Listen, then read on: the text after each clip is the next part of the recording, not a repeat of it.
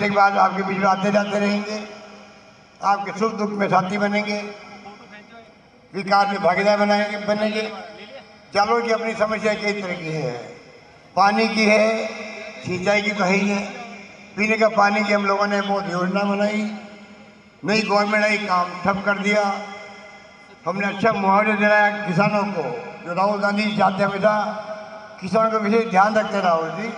हमने भी सबसे बढ़ करके मुआवजा दिलाया, जालोर तक पाइपों से पानी पीने का कैसे पहुँचे। आपके यहाँ पर रेलगाड़ी चलती नहीं, जालोर के अंदर एक गाड़ी चलती खाली, बाकी मालगाड़ी चलती है, रेलवे की फाटकें बंद पड़ी रहती है। हम चाहेंगे कि वो काम भी रतन निवासी आपकी आवाज़ भी उठाएंगे पार्लियामेंट में, अधिक से अधिक ट्रेनें चले, जहाँ रेलवे फाटकें बंद होती है वहाँ और भी बने, पीने का पानी पहुँचे, कोई कमी आपके जालोर में नहीं आएगी, ये मैं आपको कह सकता हूँ। और मैं बैठा हूँ जयपुर में, राहुल जी ने मुझे जिम्मेदारी सौंपी है आपकी, आप मान के चलें। राहुल जी ने जो मैनिफेस्टो बनाया है पूरे देश के लिए, ये पहली बार हुआ है कि हमारे प्रधानमंत्री नरेंद्र मोदी जी तो खाली मन की बात थोपते थे। राहुल गांधी जी ने कहा नहीं, हम देशवासियों की मन की बात सुनेंगे, वो क्या चाहते हैं सरकार से, महिलाएं क्या चाहती है, किसान क्या चाहता है, मजदूर क्या चाहता है, व्यापारी क्या चाहता है, कुली क्या चाहता है, हर वर्ग का आदमी क्या चाहता है, उसके आधार पर मैनिफेस्टो बनेगा।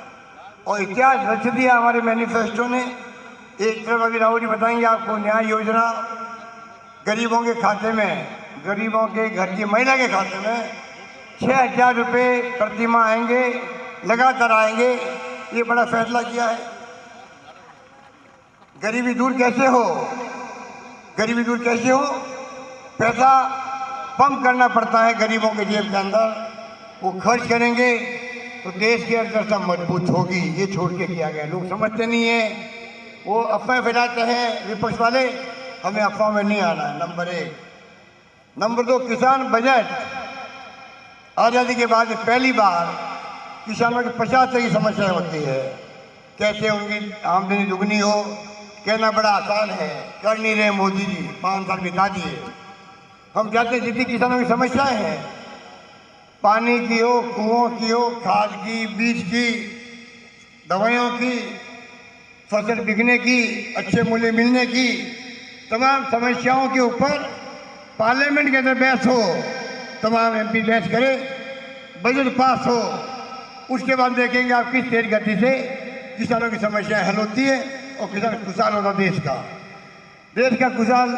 का किसान खुशहाल होगा, तब जाके देश खुशहाल होगा। देश हमारे देश की, किसान हमारे देश की अर्थव्यवस्था की धुरी बनी हुई है।